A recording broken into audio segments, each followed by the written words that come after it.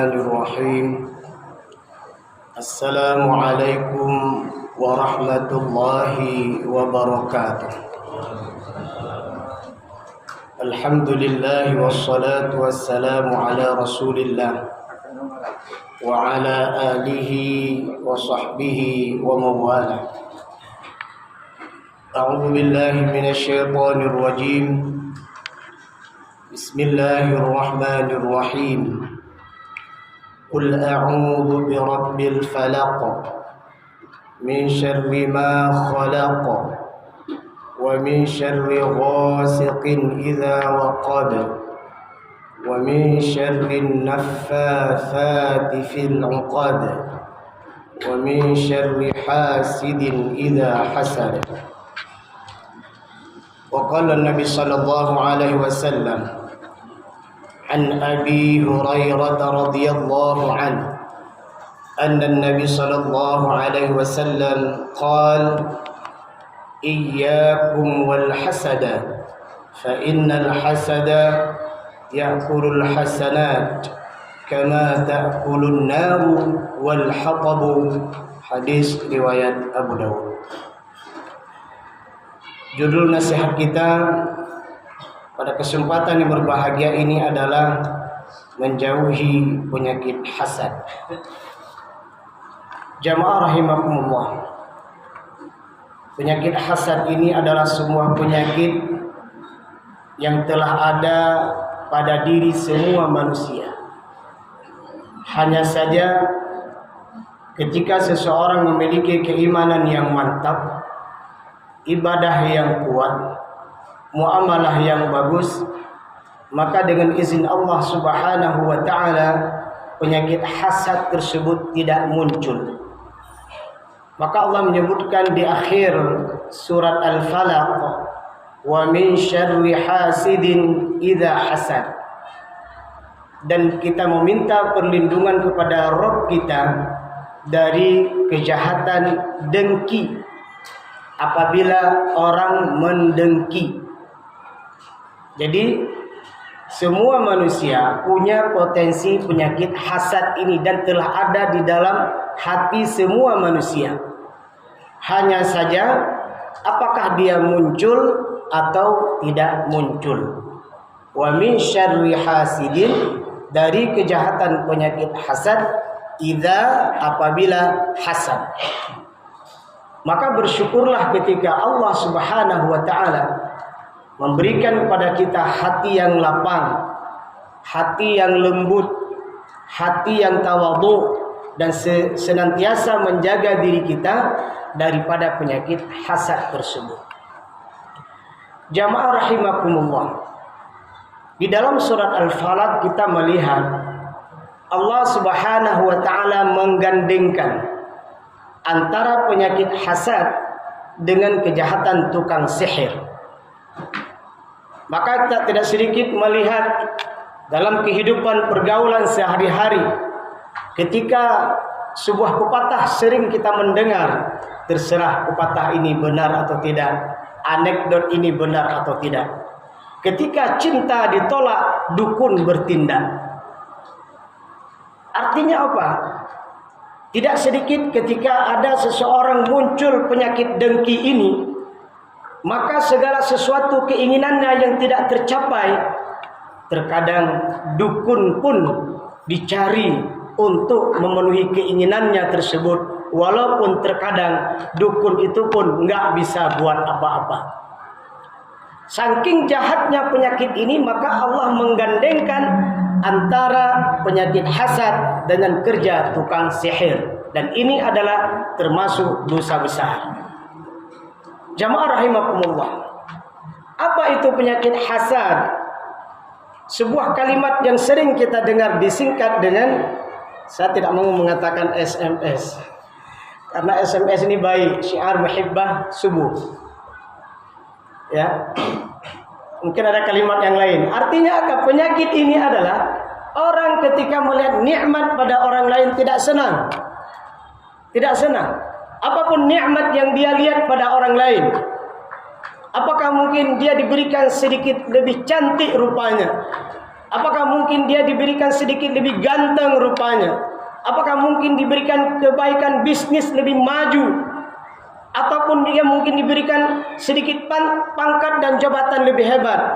Ataupun diberikan rezeki sehingga dia bisa membuat rumah, bisa membuat gedung. Artinya dia mendapatkan nikmat yang lebih dari orang lain. Sementara ada orang lain mungkin nikmatnya juga lebih dari orang tersebut.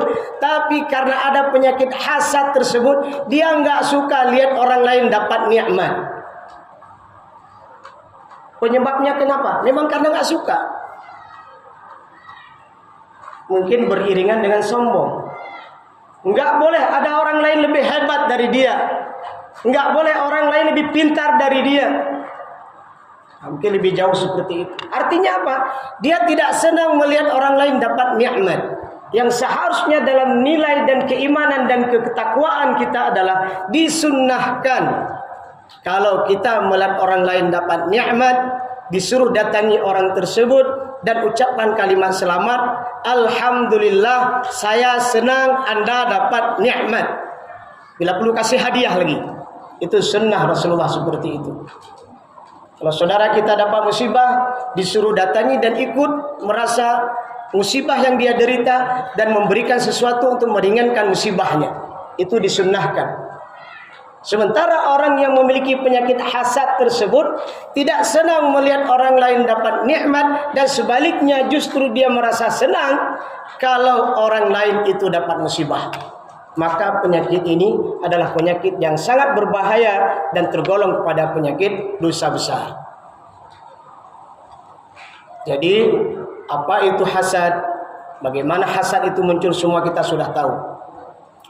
Jamaah rahimakumullah. Selanjutnya, apa akibat daripada hasad ini? Inilah yang kita khawatirkan. Dalam hadis yang kita bacakan tadi, hadis riwayat Abu Daud dari Abi Hurairah, Rasulullah SAW bersabda, "Iyyakum wal hasada." Jauhi, jangan dekati, jangan memiliki, jangan pernah terbersit sedikit pun, jangan ada di hatimu. Apa itu? Al-hasad, penyakit hasad. Kenapa nggak boleh ada penyakit hasad dalam diri kita? Kenapa nggak boleh kita munculkan dalam pribadi kita? Fa innal hasad, karena sesungguhnya penyakit hasad tersebut adalah yakulul hasanat. Dia akan memakan semua kebaikan yang pernah kita lakukan. Haji, umrah, infak, sedekah, berbagai macam amal-amal yang lainnya yang menurut kita amal soleh, ya. Mudah-mudahan dalam pandangan Allah juga amal soleh, ya. Tapi semua amal tersebut yang soleh yang kita lakukan, apakah itu kecil, sedang ataupun besar, tapi di sebalik itu seseorang memiliki penyakit hasad tersebut, maka semua amal solehnya itu yakulul hasanat, maka semua amal soleh itu akan dimakan oleh hasad tersebut. Bagaimana kondisinya? Kama ta'kulun naru wal hatabu, seperti api memakan kayu bakar, habis ludes, semuanya habis. Begitulah orang-orang yang memiliki penyakit hasad di dalam dirinya, kemudian semua amal solehnya itu habis. Hajinya habis, umrahnya habis, infak sedekahnya habis, tanah wakafnya habis. Apalagi ini bulan Ramadan, puasa Ramadannya habis, semua dimakan oleh siapa? Penyakit hasad tersebut. Bukan hanya rugi dia, amal solehnya dimakan oleh penyakit hasad ini, seperti api memakan kayu bakar. Bukan hanya itu, orang-orang yang memiliki penyakit hasad itu akan mendapatkan dampaknya, tubuhnya sakit, jiwanya tidak tenang, pikirannya kacau, hidupnya penuh dengan kegalauan. Kenapa? Karena dalam dirinya selalu tidak senang dengan semua nikmat yang didapati oleh orang lain. Meskipun dia sendiri nikmatnya jauh lebih besar daripada orang lain, nggak tenang hidupnya. Sudahlah hidupnya tidak tenang, sudahlah semua amal solehnya dimakan oleh hasad tersebut, dan kita tidak tahu apakah dia bertaubat atau tidak. Kalau dia tidak bertaubat, maka neraka dunia dan neraka akhirat telah menantinya. Maka bulan Ramadan datang kepada kita, mengajarkan kita menjadi pribadi-pribadi yang ikhlas, pribadi yang tawadhu, pribadi yang memiliki hati yang bersih, pribadi yang senantiasa berbaik sangka, mengambil kebaikan-kebaikan dari saudara kita dan mencampakkan kekurangannya. Surga hanya berhak dimiliki oleh orang-orang yang hatinya bersih.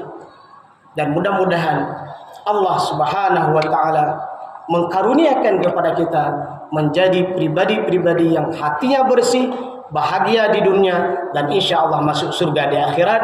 Amin ya rabbal alamin. Subhanakallahumma bihamdik, asyhadu an la ilaha illa anta, astaghfiruka wa atubu ilaika. Assalamualaikum warahmatullahi wabarakatuh.